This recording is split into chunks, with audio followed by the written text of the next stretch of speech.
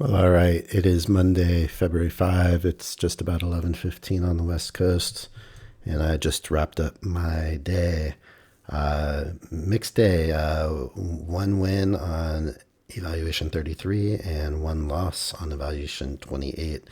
And go ahead and check out my live stream. I leave that on in the live section of my channel every day, starting, I think, when I started last week. So I'm doing live streams every day now between 9:45 a.m. and 12:30 on the East Coast. I'm on the West Coast, so for me it's 6:45 a.m. to 9:30 East Coast. Today I put in a full session, stayed on longer than usual. Today wasn't a great day for my system, and I'm going to talk about that. So I'm not surprised. I finished the day 1-1, and if you go back and check out my live stream where these trades were, you'll see that I called out exactly what price was going to do on my win. And on my loss, I called out that it was very likely an area where I would get a loss. And just based on my understanding of price action and kind of seeing what was going on. Now the interesting thing is my loss actually, if I had not had my stop right where it's supposed to be one tick under the bar, if I had moved it below the previous area here, and I'll show you it on the correct chart because I took it on a different chart. But if I had put it below this low, I would have been saved, and it would have ended up going on to, it looks like, work for my target. So, but I'm not surprised I took the loss, and it was kind of an area where I knew it was a dangerous trade, and really I was testing out something I'm going to talk about, and that there's two reasons why I took the trade.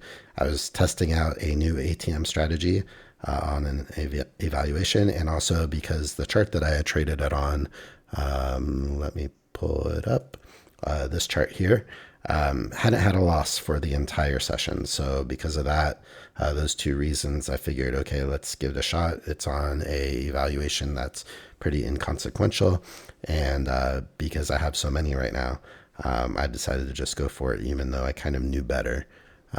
So let's talk about that and kind of talk about a bunch of things. But so to start off, I'm now 53-13 overall for the year 2024. It's right at 80%. And for the week and day, you can see 1-1, 50%. And a bunch of evaluations not traded today, as well as my two PAs not traded today.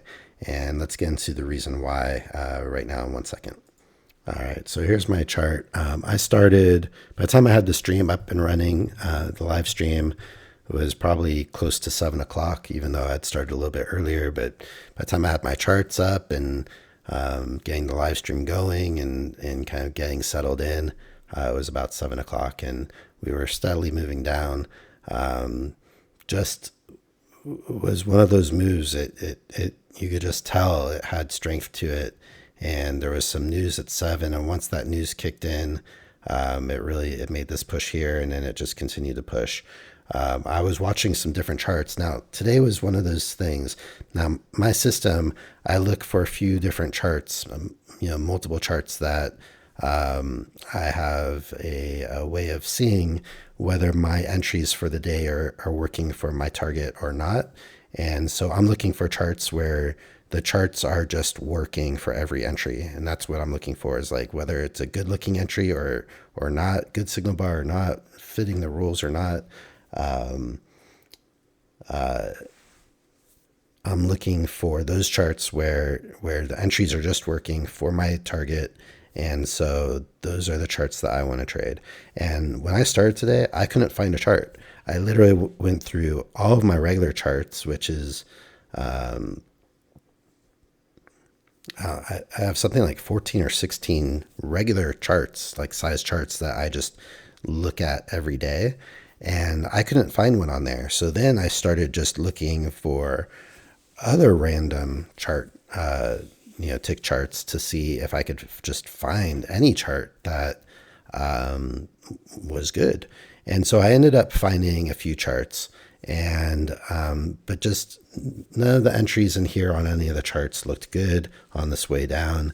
There was like a long I could have taken that I tried to take at the bottom here on one of the charts. I wonder if I can find which one that was, because it just didn't look good.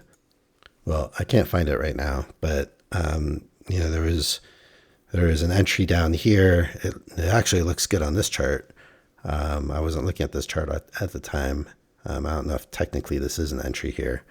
Let's see. This is which chart here? Yeah, so on this chart, it actually would have been good. I wasn't looking at this chart at the time. If it had looked like this, I probably would have taken it. And then there was another trade somewhere around here on a different chart that I actually tried to enter. If you go and look at my live stream, I think I just tried to enter it too late. It put some orders in, but the lag was getting red and going crazy. The bid and ask was getting far apart from the price line. And I got two like phantom orders in here that I couldn't cancel. I checked my Rhythmic Pro and it wasn't in Apex, showing as working orders. So I just had to disconnect the connection for Rhythmic and reconnect, and they disappeared. And then on a different chart, there was a trade. Let me see if I can find this one. Yeah, sorry. I've been looking at so many different charts today trying to find good charts. I can't find it. But there was a trade kind of like in this area somewhere on a different chart for a short. And it just didn't look right to me. We had made, two legs down, and it was looking like just one leg up, and it just looked like one of those trades that I've seen lose a lot. So I stayed out of it, and I avoided a loss there on any of my accounts, but I would have been trading a PA at that point. So I avoided a loss there, which became a first loss on the chart that I was looking on. Had to throw that chart away. And I was kind of like, the summary of the day was like every chart I looked at just wasn't looking great. And then eventually the charts got burned and I had to look for a new chart. And so that's how it went. And then it made this huge move up. And so on this chart here, I kind of looked at it. I had drawn a measured move and we got way beyond the measured move. But even still, you can see that there was some resistance at that measured move a little bit right before it. And so then how I was looking at it was I was saying, and if you go back in my live stream, you'll see me saying this. I was saying, okay, we made this high. I'm kind of looking for it to come down to the EMA. And if it gives another entry, I'll take it because I think that we will probably retest this high and probably retest the opening price, if not the closing price from the previous day, and if not the high of the day. So this setup, and it was following the price action exactly what I thought. And so I entered it, and I'm trying a new ATM strategy. So at this point, I wasn't trading my PA anymore. I won't trade my PA after like 9 to 9:30. So somewhere around here, I decided I wasn't going to trade it anymore. But because it was an evaluation, I'm trying a new ATM where I'm trying to capture more ticks than my just 11 tick target. And so on this one, I was able to grab 2 more ticks because I have an auto stop that starts moving up as price moves up. Now, if I was just playing a classic runner and doing, I traded 3 contracts on this. If I had traded 4 contracts and did 3 scalps with one runner, I would have got a runner that was like more like 9 points and would have got stopped out under here. I think it was 9 points. Let's see. So if my entry was about this to just under here, yeah, it was about 9 points that I probably would have captured on the runner. So in that case, playing a runner would have been better overall, but obviously more risk because of one more contract. So got the one win here. I really thought that that was probably going to be my only trade of the day. And I was looking at only 2 charts at this point. This chart, which hadn't lost in the regular session, but it did have 2 losses like in the overnight. But ever since this moved down, it hadn't had any losses on any entries. And then I switched over for my second trade. And now what happened here, it's funny, if you go back and watch my live stream, I called this out. I said, okay, it made this new high. Now, if there's another long after this point, it's pretty kind of questionable to me because there's not really another reason to think we're going to retest anything to the highs. And so, of course, this entry set up, and I switched evaluations so I wasn't risking the profit I made on this evaluation. And really, there are 2 reasons why I decided to take this trade. One, this chart had not lost all day. There was no entry on this chart that had taken a loss. And two, because I was still trying out this ATM strategy and I wanted to give it another go on the evaluation account, because I just want to see if it works well trading on the Apex accounts versus when I was testing it in back testing on playback. And so, of course, I got ticked out of this trade. It's exactly kind of the situation I thought it would be. You could see the bars were kind of getting stacked up side by side. And I said before I even entered it, and even when I entered it, I wouldn't be at all surprised if this became a losing trade. And it did. Now, it looks like if I had moved my stop below here, I probably would have been saved. 78. No, so even there, I would have been one ticked out.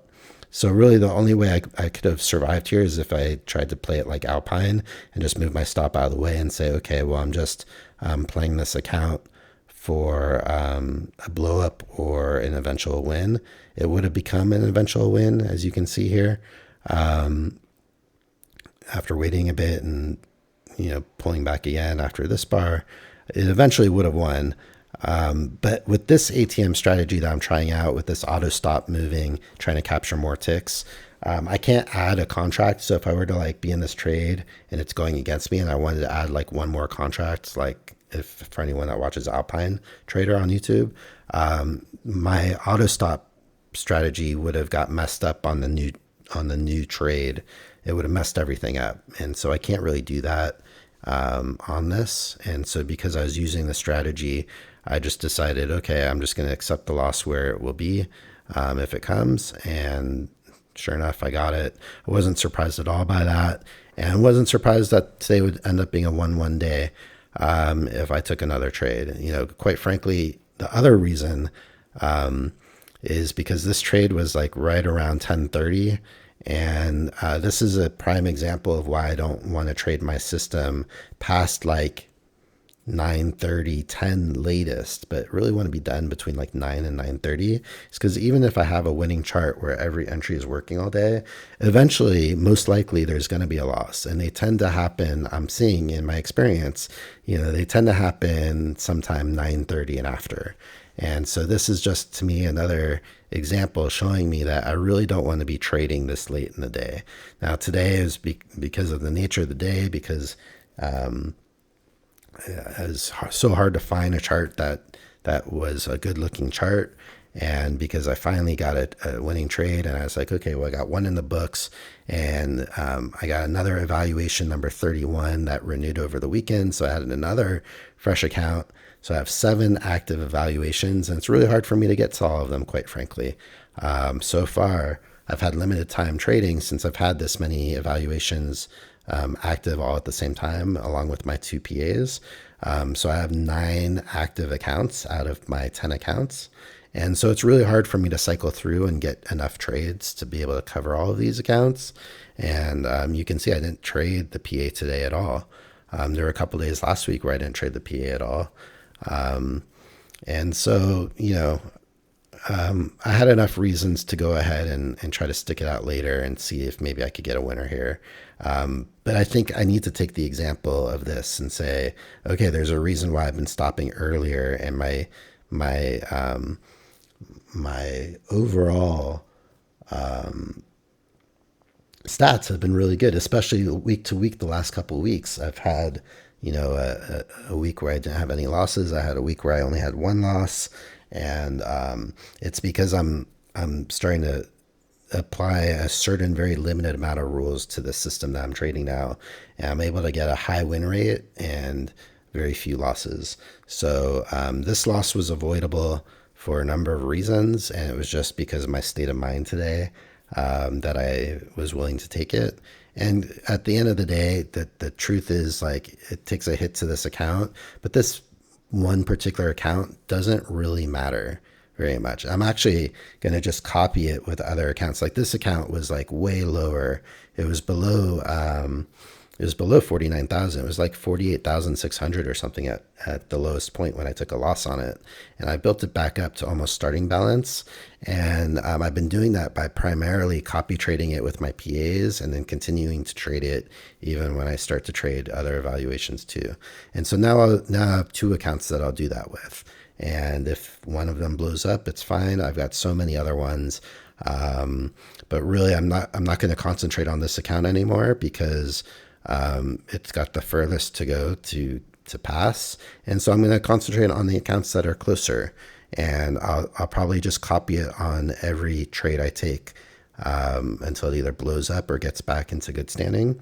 And that's why I'm spreading out the risk the way I am. So even today, when I decided I was only going to trade evaluations, I'm not copying all my evaluations at the same time. I'm doing mostly one at a time, or on the accounts that aren't in good standing, I'll copy those with the ones that are in good standing because it doesn't matter what happens to the worst account. So all in all, even though I took this loss and it sucks to see the 700 red number, it doesn't matter. Like this actually doesn't matter at all. What matters to me are my two PA accounts, and I've got a number of accounts that are going to be on their way to hopefully passing sometime in the future to back up these accounts for when I take a max payout, and probably eventually blow those after max payout, that I want to be able to replace them with new PAs after that. And that's how I'm looking at things moving forward. So having said all that, I'm going to hope for a day tomorrow where I start up the charts and I can find 4 really good charts right away. And that will give me an indication of like, okay, it's going to be a good day to trade. And then when I have a day like that, I'll lean into the chart and take pretty much almost any entry I can get on those winning charts, unless like I have a reason because of price action, understanding of context, to stay out of the trade. So this is a good example of that, where seriously, go back and watch my live stream and find this trade, and you'll see leading up to it, as this is pulling back here, I'm saying, okay, I'm going to be wary of any longs at this point because I don't really have a reason to think it's going to retest the high. It might reverse and go all the way down, and this could just be the range high kind of thing for the day. And I'm also going to be wary of shorts because, this could end up, being a false short and then breaking out to the top. So it's really exactly kind of what I was thinking and what I called out there. And so it's good for me to recognize, and it's kind of a good thing why I'm recording this so that I'm talking out loud, that I recognize that I was reading the price action correct. And so when this happens again in the future, even if I'm on a winning chart, I'll go, okay, you know what? My understanding of price action is at a point where my instinct is probably going to be correct. And in a situation like this, I probably can stay out of the trade and avoid it and avoid a loss. The same way I avoided a loss earlier on a different chart here, where there was an entry to go short kind of in this area. And I was looking at it and saying, it looks like one leg up. There's not really a reason to think to go short. It kind of looked like one leg down, 2 legs down with another extreme. And then I was thinking it could do exactly this. So for as like mixed as my charts were looking today for my system, my understanding of context was right on point.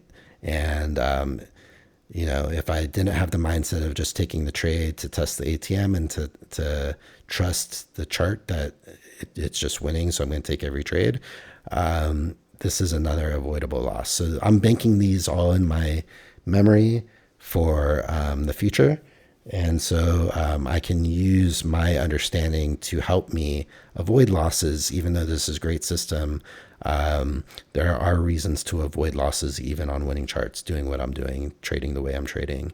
And that's the lesson for me today. So all in all, I'm not sure I have anything else to say. The 71% discount's going on. You could use this code or any other. Like and subscribe if you're interested in following my journey on my Apex accounts. And we're going to see, how I move on from here. I took a hit on this account 28. Let's see, we've got about 700, a little over almost 800 in drawdown left on that. So it's, It's entirely possible that I can bring it back, but this account just now won't be my focus. My focus will be the accounts that are closer to passing, and I'll try to bring this account along with those and hopefully get some wins and be able to copy trade to this one and bring it back while I'm getting the other accounts closer. And that's what I'm doing. I'm just spreading it out, and I'm being super protective of my there it is. Being super protective of my PA accounts. Why do I keep doing that? I don't know why that's coming up recently. So yeah, super protective of my PA accounts, really trying to make sure I can lock in a payout or two coming up. And then these evaluations are all going to just serve as replacements for these PAs once I do get the max payout. Hopefully they'll be likely blown soon after, and then follow up with more PA accounts to get more payouts. I think I've said it all. It's really, it's interesting. Like what, the thought process is, what if you can start your day looking at a chart or a number of charts and say, okay, these charts are all working consistently for my profit target on the entries, and you just lean into it and you take those charts. And so when you have a day like today, when I have a day like today, where I'm opening in chart after chart after chart after chart, going through 16 charts and not seeing a single one that's good, and having to go through another 10 or 15 charts just to find a couple good ones. It's like, on a day like today, you just open the chart and I could see, okay, today's not going to be a great day for trading for me, for my system. And how valuable is that to be able to like just open the charts and do that? And a week ago, I didn't even have the thought to like just continue to look for even more charts to see if I can find one. I would have looked at today and said, okay, none of my charts are good today. I'm just not going to trade. And just, I could have gone back to sleep today if I wasn't willing to look at more and more and more charts to eventually find some good ones. And then on the other side, on the flip side, on the great side, if you can just open up 4 charts and go, oh man, I've got 4 great charts I could trade off, where I'm just going to take virtually almost every entry and potentially have a really great day. So that's the concept. It's been working really great so far this year. 53 and 13, 80%. Passed an evaluation that way, getting really close to a payout. And now it's just about these little adjustments and trusting my understanding of price action for when to skip a trade. There's plenty of trading opportunities with the system, trading the way I'm trading. So I have to be willing to skip a trade when I know it just doesn't quite look right to me, because I know that I'll still be able to get, potentially 2, 3, 4 winners in a day, even when I am skipping trades on a good day. And then on a really good day, I could get potentially 9 or 10 trades. So we'll see how things move along here. I think that's going to be it for me today. Like and subscribe if you are enjoying the content. Now, my live stream, I'm not talking a lot. If anyone comes on there and has questions or wants to talk or have a conversation or whatever, I'm down to talk to anyone that joins me. But otherwise, I'm just kind of talking after I take a trade for the most part, is typically what I've been doing so far. Or if I have some thought process going on, like I did today, about what was going on with the price action in this area. Otherwise, it's kind of a quiet live stream, just showing my charts and my trades. And all right. Longer video than I thought I was doing today. Thanks for watching, and I'll be back at it tomorrow between 6:45 and 7 West Coast, which is between 9:45 and 10 East Coast. All right. Thanks. See you tomorrow.